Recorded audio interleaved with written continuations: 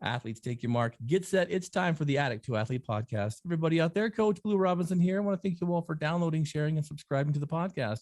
We've had a huge increase in numbers recently, so thank you. If you're new here, jump onto our website, addicttoathlete.org.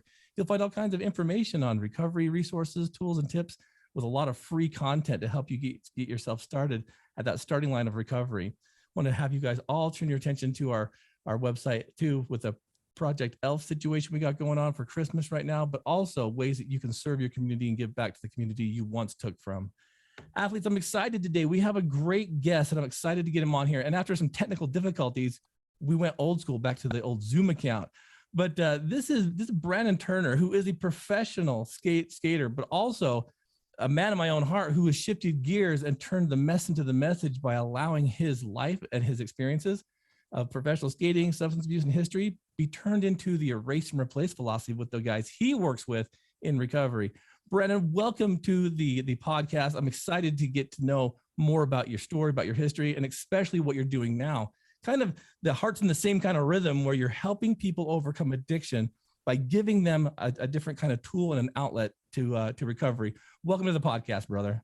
Hey, what's up, man? Thanks for having me. Appreciate you. I know we had some difficulties, but we on now. So absolutely, man. We push through the adversity, right?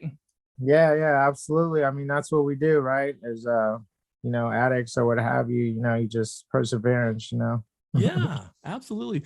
So Brandon, tell the listeners, I know there's a lot that will know who you are, but tell the listeners a little bit about you. I mean, you started getting on skateboards and kind of doing some wacky stuff when you were really young. And so we call our 18-year and younger crew the minor league. So literally you were a 6-year-old minor leaguer jumping on this board with wheels, and that turned into a platform that really kind of had you start rolling through life, if that's a metaphor we can use. Tell us a little bit about your background, and we'll get into some of the addiction stuff and why you wanted to turn your mess into a very powerful message.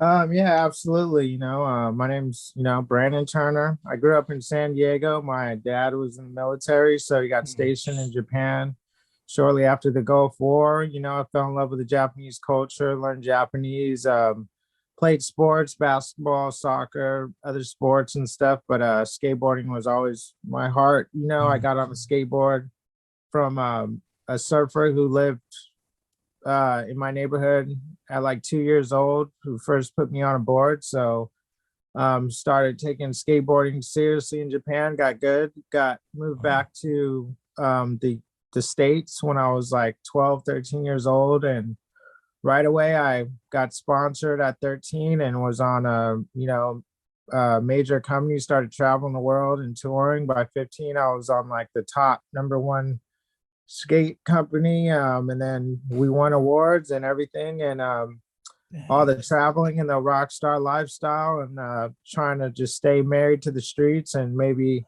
people who didn't have my best interests or myself as well. And that led into some trouble, DUIs, drug charges, gun charges, everything you can think of, public intoxication, fighting, everything that comes with, that lifestyle, restrictions. Eventually ended up to prison, and I did some time. I got sentenced 3 years with half, and and I was real hard-headed because people know if you're a skateboarder or an athlete, you just keep trying and trying until you succeed, and especially if you don't give up. So I was the same way when it came to my partying in the streets. So it started to click a little after prison and stuff. And then eventually I followed the suggestions. I was familiar with AA and stuff and everything, but I wasn't taken to it. I thought I was different, and eventually ended up, realizing that, hey, maybe I don't need to be drinking because everything that's happened bad in my life, somehow the alcohol is there. Like a common denominator, huh? Like, wait a minute. But I don't want to believe it. I want to believe it's because of this, that, or the other, or this went wrong. But I finally got out of my denial and realized that, I don't need to drink. It started affecting me physically, like, waking up, tremors, all that. And then, I did other drugs too and stuff, but alcohol was my my drug of choice, Yeah. and I loved it. And then I eventually took some suggestions, like, got a sponsor and stuff, and then realized like what I was really missing. And that was the real game, Mm-hmm. the real power of the mind, that real, that void that I thought I was missing, I ended up finding within. And Dang. spiritual awakenings and all that, which I thought was bullshit too. Yeah. So, people would tell me like, oh, the result of these steps, you will have a spiritual awakening. And I'm just like, that might be for you, but I am the spiritual awakening, Mm-hmm. Yeah. Yeah. You can with always all like that ego, try to with get all out. that ego and other stuff. Mm-hmm. So eventually I was like, wow, and then I realized my purpose was, with everything I've been through and all the experiences I've had traveling and different people in the world and all the trouble I've been into and really in the streets and with the track record I have, Yeah. I realized that I can give back. The whole reason why God, the universe, whatever have you, put me through this is to have the experience to be able to relate people and to help people Mm-hmm. who may or may not be going through the same things. Yeah. So Yeah. Oh now I man. have now I have a, substance abuse facility called Healthy Life Recovery that I Nice. partnered with, and we have a mental health facility as well, primary. And I wanted to do something different because I always looked at rehabilitation or rehabs as Mm-hmm. like a halfway house to jail, and Yeah. just even now, just with the stigma of like a rehab just sounds like jail. You know Yeah. It what I mean? does. And I was like, and I've been to one once when I got locked up one time. And the only way I was able to get out was by going to a rehab early, and I Mm-hmm. went and I got some good stuff into it, but it didn't stick for me. It didn't relate. I thought I wasn't like these people. Like, I Yeah. was like, you're a bum. I'm not, Yeah. but I just had this judgment of like separation. I didn't see it. So I had in my mind, you know what? I want to create something that's like amazing, something that is like empowering. Like, I want to create something that you can not only get the tools that you need to not use or whatever, but I want to make it fun. I want to have a skate program, a surf program, yoga, Pilates, everybody have a gym membership, and make it like active. And every person who comes to my program, I ask them like, yo, what do you want to be? What is it where you want to be? And Yeah. with our case management and everything, Yeah. what I do basically is help people. I use all my resources to get my people and our clients to get to where they want to get to. Oh man, So that's where I'm at now. beautiful. Brandon, that is the coolest thing, man. I love it when I find people out there in the world that have the same kind of rhythm in the heartbeat. And you're echoing everything that Addict to Athlete is as well. It's about doing something different. Now, here's the thing, metaphorically, right? Here you are, this professional skater, you've got your surfing background, you got all this stuff. To me, what you were just saying is that all that requires balance, right? I mean, you got to have decent balance, I would imagine, to stay on a board, in the water or on the land. You got to have balance in order to maintain your recovery out here in the world, in the field that is your life. Tell me a little bit about that, man. How did balance start to get you to a spot where you realized you weren't falling as frequently? And when you did fall, you were doing it with grace instead of just hitting hard. Like, tell me a little bit about that, I guess, metaphor in recovery and, in You sports. know, through recovery is part of it. When I did my steps and everything, that was just the beginning of everything. Like, kept reading and studying, and I just like got more addicted to getting like the knowledge. But with you, what you're saying with like balance and stuff and everything, like meditation is huge. You know what I Yeah. mean? Mm-hmm. Meditation is really huge, and I believe that everything exists in the mind before you can bring it into your reality. Yeah. And that's the secret space for, out of in a fourth dimensional setting. Mm-hmm. So if you Yeah, can man. if you can see it in your mind, then you can make it happen in real life. All right. And Well, with that, then how many guys have you worked with that have wanted to do some of the things that you've done and maybe get out there and try something new, but their mind's telling them it's not possible. Like, not for me. It would be for you, but not for me. Right. It's that mindset of like, well, that might have worked for you, but to me, I don't have the balance. I don't have this ability to do what you've done. How do you help get them out of their mind to start focusing on what they're doing instead of what they can't do? Because it could be on a different frequency. Like people see things like so cut and dry, like, okay, maybe, okay, I could see if you're like 45 years old and then you want to pick up skateboarding now and be a professional skateboarder. It's possible. Anything's possible, but it's going to take a lot of discipline. It's going to take a lot of everything. Like you're going to have to be eating perfectly. You better have a trainer. You better have every single resource possible.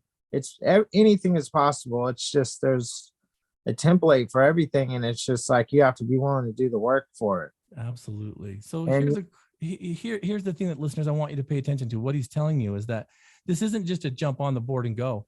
It's you've got to discipline yourself, right? I mean, brother, it sounds like to me that a lot of the stuff that you did, even early on, it kind of came easy because you got the flow of things, but it wasn't always easy, was it? I mean, there was still times you were challenged, you like you said, you fell, but like you got back up.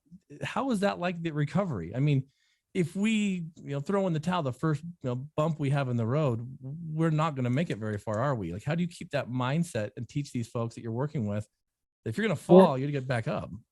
yeah, it's just that's the lesson in life, and just how I put in skateboarding. It's not like if you're gonna fall or when you're gonna fall. You're gonna fall. It's just how you pick yourself back up, because that's where the most valuable lesson lies. Because you have to fall. You got to think of the most successful people in the world. They failed so many times before they got it right. Failure is part of the success.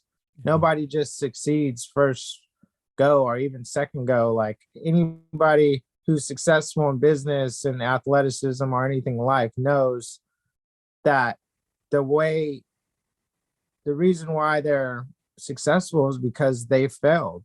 It's not because of the success that they're successful. It's because of the failure. Absolutely, man. And listeners, please take that to consideration. So the question I have for you then is while your career is kind of up and coming and you're going through tons of life experiences, man, you're having some success, you're having some failures, you're skating, you're doing all this stuff, and alcohol and substance use, it's very much a part of it. What is the difference and how hard was it doing those things sober versus when you were doing those things using? Because sometimes people don't understand. We use this philosophy on the Team Addict athlete called erase and replace. So if you're going to erase the addiction, you've got to replace it with something of greater value. But you still continuing to do that after the fact and still finding like the passion, the love, the joy within it, and not using it as a gateway to remember all the negative stuff that come with it. How did you take something that was so profound for you, skating, all this stuff, even after prison and coming back and getting back on the board? I'm so curious, like how you did that and not fall backwards, but actually move forward. Well, because of my passion and my love for skateboarding, that was always there. And like, yeah, like when I was like drinking and partying and everything, that was a big part of my identity, So it was, you asked how, with difficulty, because even after a year sober, I still didn't feel like right. Something was like, I'm like, and then I get into the entitlement. Like I've been a year sober. I should have this. This should be this way and all that. But that's just like all ego. And what do we say? And, hey, your ego is not your amigo. You just gotta, I love it. You just gotta know that. And, but in prison, what I was doing is like at the lowest place on earth and doing what I was doing, I was stretching, I was visualizing, skating. I was like doing the stretches I needed to do that I knew that I would need to skate, because I knew there's limited beliefs. I'm like, every skater that's been in prison or whatever has, for this extensive amount of time, has like fallen off, and never came back. So that was big in my mind, but I'm like, no, I know I can do it as long as I stay in shape. I'm looking at this as a break. Like this is like time to get my mind strong, time to study, time to stretch and get strong. And so I I just changed my mind state of thinking like this is school. This is like a boot camp right now for my mind, you know? Yeah. Yeah. And And so so when I got out, that's how. that is amazing. That is amazing. Listeners, and I need you to pay particular attention to what Brandon's talking about. It's not a fast process. There are things that fall into place, and you're going to feel weak after even a year, maybe even 2 years. But the goal here is that you're moving forward. You're not staying idle. So tell me about the people and the things around you that were like, maybe a little bit hesitant, like, man, he's changing. He's leaving all of this other stuff behind.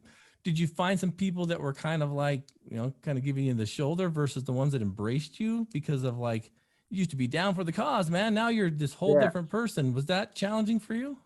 It was difficult because I got a lot of love for people who are still in the streets, still doing their Yeah. thing and doing stuff that I don't agree with, and I don't judge them. But it was really hard because some of my really good friends, I knew, like I knew that you are who you hang around with. So Yeah. it's what you surround yourself with. So I had to really learn the hard lesson of to love from afar and to change like my people, places, and things, Mm-hmm. and just like learn new stuff and really like it's they say it's a selfish program. I just had to like do what was best for me and be like, you know what? I can't be doing this, hanging around with these people because it's a liability for myself and I know myself, Oh, until Brandon. I can have the power to be around anything. So for a while, I had to stay away and just work on myself. Mm-hmm. Oh man, Hmm. that to me is one of the most challenging things in recovery is Hmm. needing to move forward at the same time wanting those friends, those relationships to come with you, but you can't force them. You can't drag them along with you.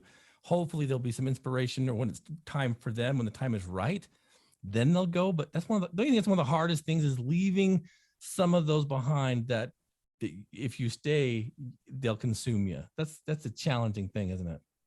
Yeah, exactly. Because it's so cliche, but we're all guilty of it. I mean, it's just part of our human nature that misery loves company. So if two people are doing bad and feeling bad about themselves and they want to drown themselves and just like bring themselves down, like that's where you're going to be, and you Mm-hmm. want to surround yourself that with people who want to empower you than people that you don't, that who you didn't want to hear about, and that you're on the fence about, who will tell you the truth, and those people who you really don't want to be around, who kind of give you the business of what you need to do, who will kind of check you and be like, hey man, like, what are you doing? Yeah, man. Yeah. Yeah. Like the honest people, the ones that will be willing to sacrifice the relationship with you because they're like, you need to hear this.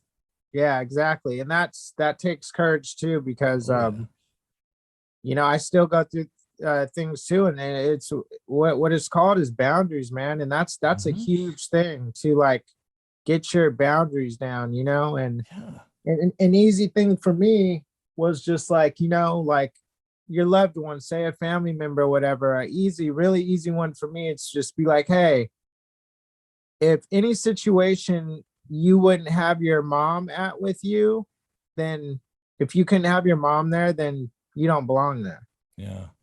you Yeah. know? That makes that is a great rule of thumb, you guys. Take that. If what you're doing, if you wouldn't be comfortable having mom sitting next to you, you probably shouldn't be there. That's genius, man. Something as Yeah. simple as that we can completely like ignore. I love that mindset. So, Hmm. brother, the question that I have for you too then is 3 years in prison. That is not an easy thing for someone that I would believe in your heart of hearts truly yearns to be free. I mean, you contrast the times you were just on the board, you're out there in the ocean, ready to hit the next wave coming in, the freedom that's out there versus the confinement of prison. Dude, that had to have been hell for you. Honest to goodness. I mean, knowing that whatever got you there was sucked, but all in the same breath, it's like, how hard was it for you to truly understand the freedom of being out there, early morning on the ocean, just ready to go versus waking up in the cell? That had to be one hell of a contrast. Yeah, man, it just gave me the the lessons, like the lessons on lessons on lessons of like life that, like you can get anything you want, like in the world, money, whatever you have, but like there's nothing more valuable than your freedom, because your freedom can be taken away. Mhm. And anyone who thinks that it can't happen to them, like, believe it. The world's always changing. Anything can happen. Like, your freedom can be taken away. So the littlest things in the world, as far as like a tree or a plant, when you haven't seen that for months, you realize like how we are really connected to this like planet and everything, and that we're like living organisms, because you just start like something starts going away from you without that. I remember being in a cell for like 2 months in solitary confinement and not seeing any like life or anything, and sitting there thinking like I just want to see a bird or a plant or anything. Wow.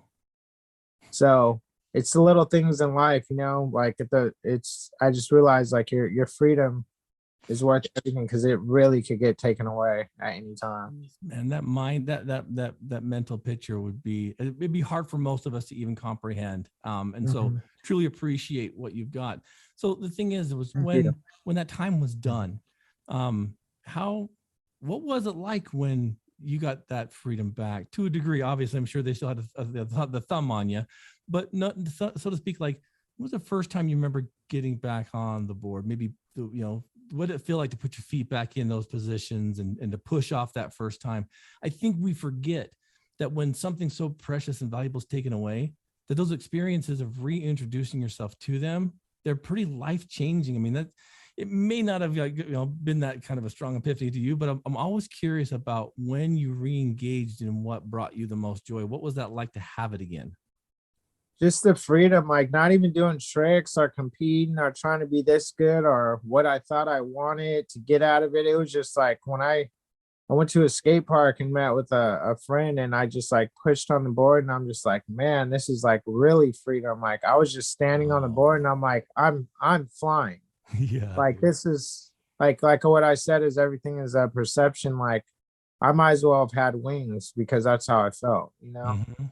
Oh yeah, And when something so precious gets taken away from you, you appreciate it when you get it back, and probably held it a little bit close, probably more so than that you had, that's right? that's an understatement. Yeah. That feeling can't be created. Like that feeling, Mm. and some people might not be able to relate. I'm going to tell you one thing: you can watch as many shows you want, prison movies or reality shows. Mhm.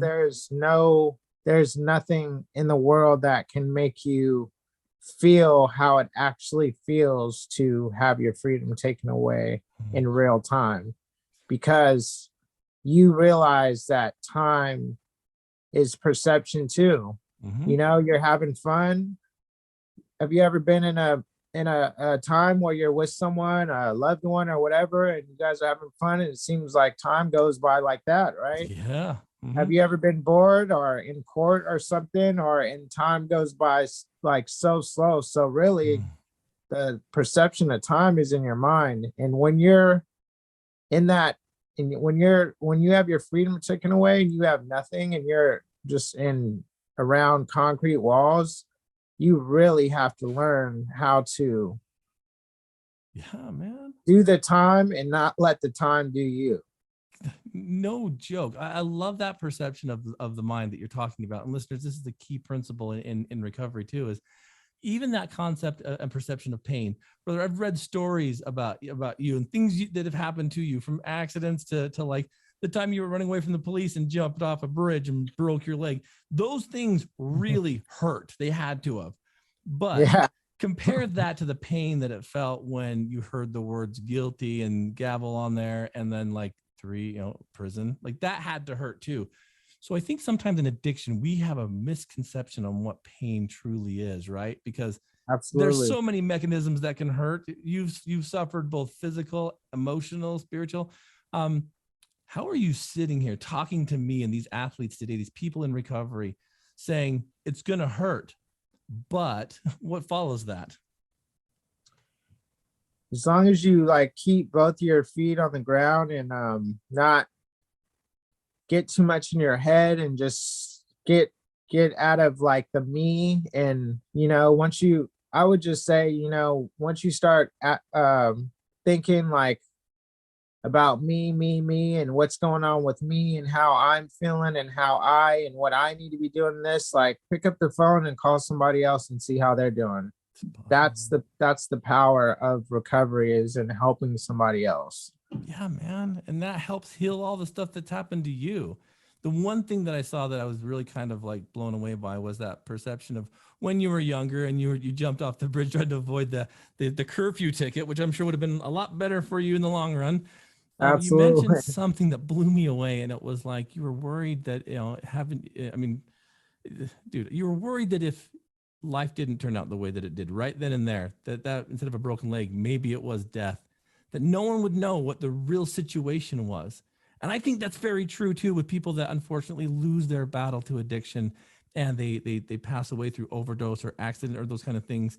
And we judge them, right? We're like, well, this guy was a heroin addict, so of course. But we don't know. Yeah. Like you said something so profound. Like just yesterday, we were at a funeral service for one of my athletes who passed away. And I was sitting there just like heartbroken and stuff. And people are always questioning the whys and the hows. And I can't believe this. And I'm thinking, you guys, none of us knew what was in his heart and his mind at that moment. None of us. So be careful before you start pointing the finger. So you said that was so profound. Tell me about that. So when I was running from the cops, trying to avoid a curfew, a ticket, not, it was like slightly running from the cops, whatever. I just didn't want to see the cops. I ran onto a bridge, just told my friends to pick me up on the bridge from a bonfire, and I seen the cops coming onto the bridge, and I was just like, oh, there's, one bridge going one way and the other bridge going the other way, and there's a center divider. And I'm like, oh, once the cops come on the bridge, I'm just going to run across and hop over the center divider and run down the other side, because they can't make a U-turn on the bridge, Yeah. And it was at nighttime, and I ran across the bridge and I hopped over, not thinking, and then the bridges were split. Oh, man. The other bridge was way over there. It was optical illusion. So when I was falling, first thing that came to my mind was like, oh, like, I just got here and I'm already leaving. Like, I remembered like how coming here, that it was actually more scary coming into this reality than leaving, like, oh, it was the same feeling. Like, I knew I was about to die, and I was like, oh, this feeling is familiar. I remember like coming here. Like, I'm like, I just got here and I'm already leaving. And then I was just thinking like, oh, nobody's going to know the truth. Nope. People are going to think I jumped off this bridge and like killed myself. Like, nobody's going to know the truth. Like that this was an accident.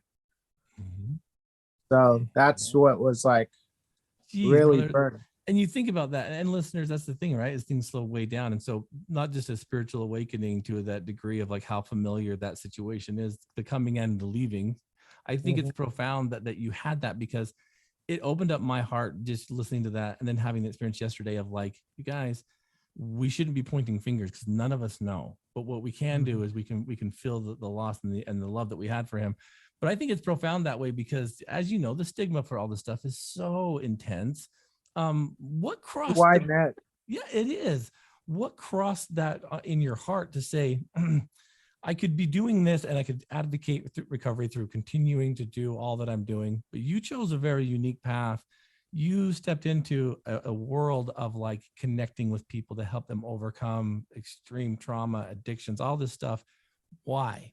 Why not inspire them through who you are and what you've done versus the one-on-one stuff, that the changing of the hearts, individually? I'm curious how you made that leap. Because I believe we're all connected, and no matter what, if I'm a professional skateboarder or whoever I think I am, and I believe, I know my purpose in life is to help people through my experiences. And how ironic this might sound is like, I got a birth chart for my birthday a long time ago. And I was just like, I remember being like on a good buzz and getting the present and being so bummed that like not bummed, but just like kind of like mocking, like you're gonna give me this envelope for my birthday, you know, like, oh, this is bullshit, you know. Yeah, But I thought I meant more to you than that. Yeah. yeah, but the person was asking me all these personal questions before, like where I was born and what hospital, my parents' names. Like, I didn't know they were actually getting my like blueprint, my coordinates to this earth. And I got my birth chart, and I remember reading it. And of course, I read it over a tall can, you know, Hmm. and I read it and I was so blown away that I was like, it wasn't no horoscope shit. It was like, it was exactly my life and the things I was going through to the detail. Wow. Not no like, oh, I could see to the detail. I read it and then it said like the purpose of you going through this so you can have the experience to help others. So from that point, I knew my purpose. Hmm. I knew what I was supposed to do. I kept the party going for like another year or Uh-huh. so, but that was burning in my head. And I'm like, if I keep doing this, I'm gonna go out, I'm gonna die like this, and this is all I'm gonna be remembered for, and I'm gonna miss my whole purpose.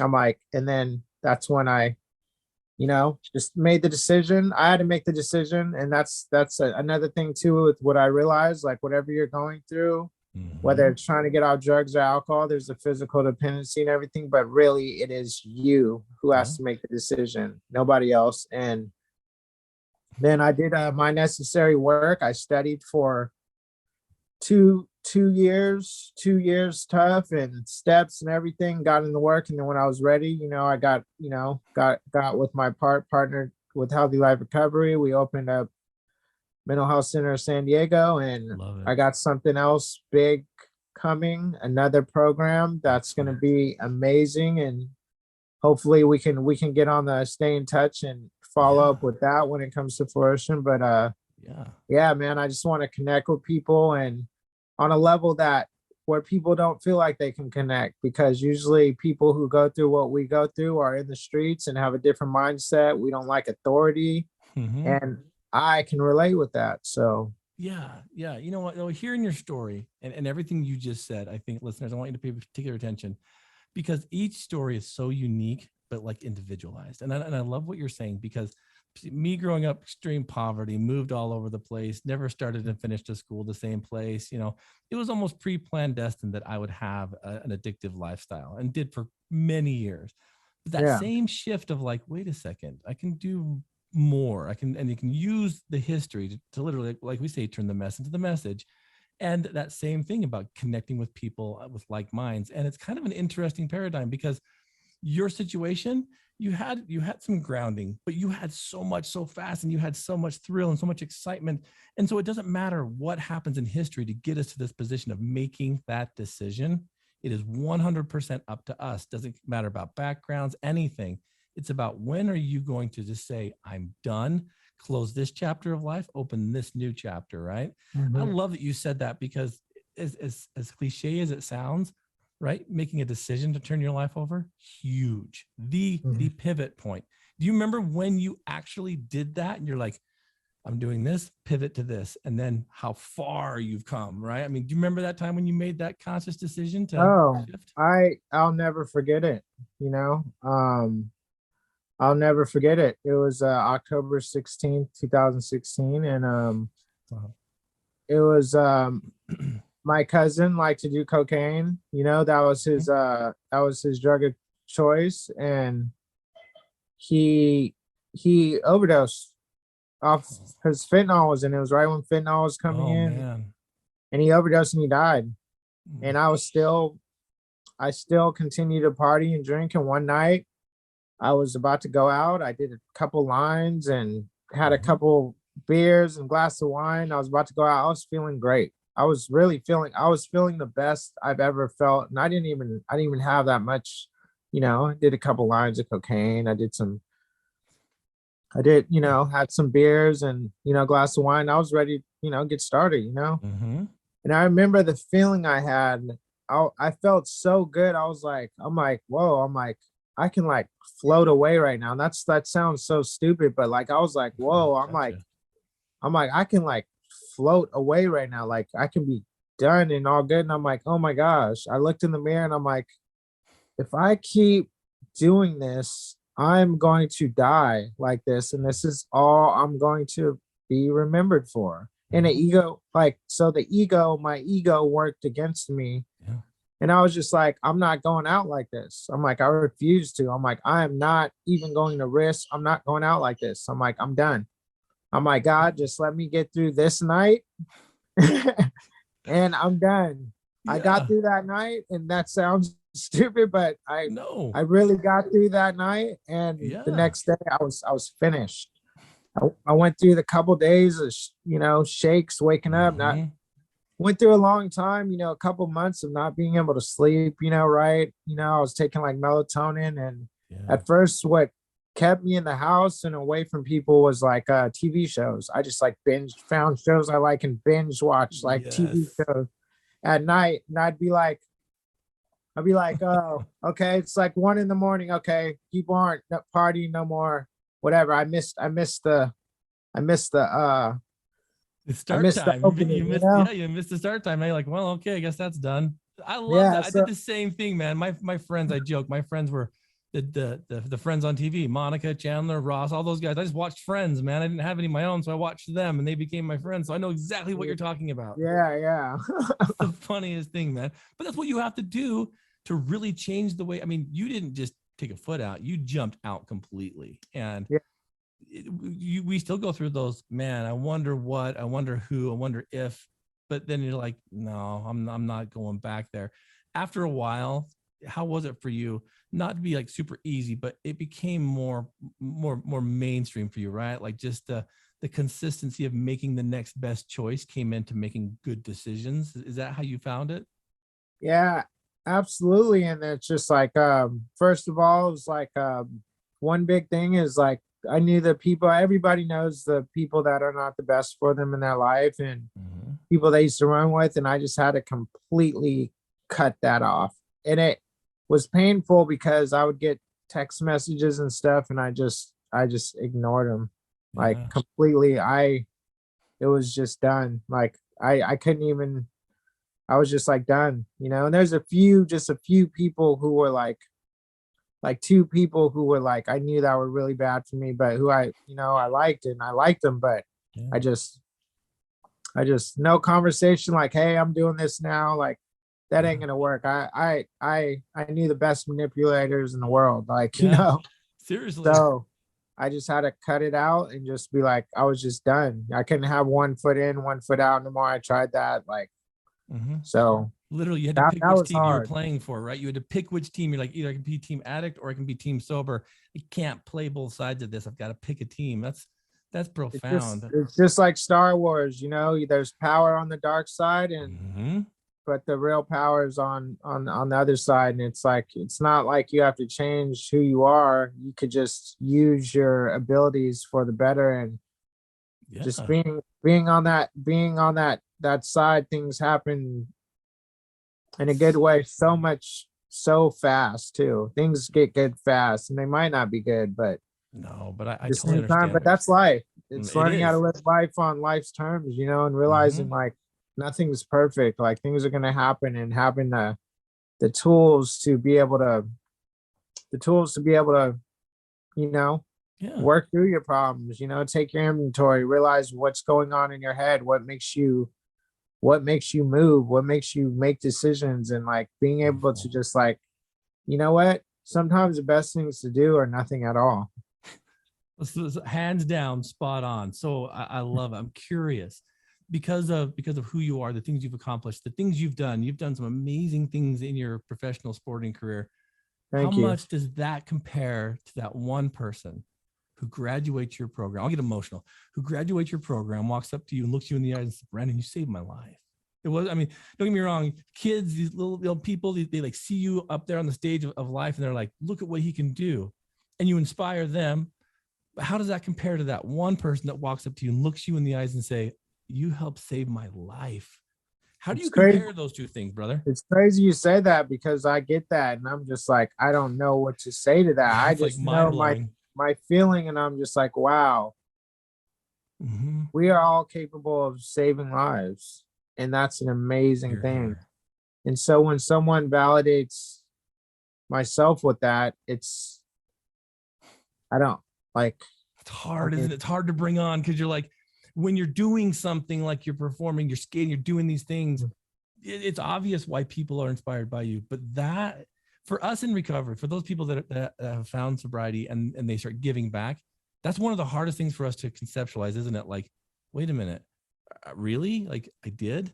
Because to us, it feels like just these interactions, but to these people, they're like, man, you changed me. You helped change me. And we don't take, obviously, we don't take credit for it, but when they give us something like that, we don't push it back. Like, oh, well, yeah, no, no, don't worry about it. It's more like, wow, thank you, huh? Yeah, exactly. And then it's like, that's an upper limiting thing. Someone gives you a compliment, and, take that like, oh, no, like that's upper limiting, saying like, oh, no, I'm not. No, that's yeah. In life. And what I realize is, like, what you're doing, the decisions you make and everything, it's either empowering or it's disempowering. That's all it is.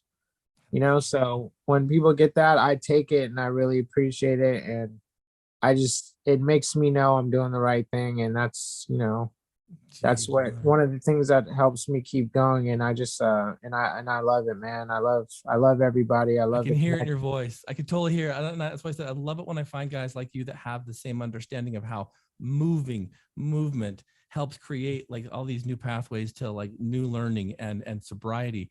Sitting around a group just talking about feelings, I've done that as a therapist for years and years, but when I started the team and got them moving, I got so much more mileage out of them. They felt more safe, they felt more open, all these things. How important is moving to recovery versus just sitting idle and hoping that something that's said sticks? It's simple as this. Like, I can get into the healthy release of endorphins for the brain and everything, but no, it's as simple as this. Just know that movement is medicine. Yes. I've never heard it said that way. I've been doing this for 10 years. I've never even thought about that. It's genius. It is. You're spot on. Yeah, movement is medicine. Get to moving. You're in your head. Do some push-ups, whatever. Start breathing. Go for a walk. Start running. Go run around the block 10 times. Whatever you got to do.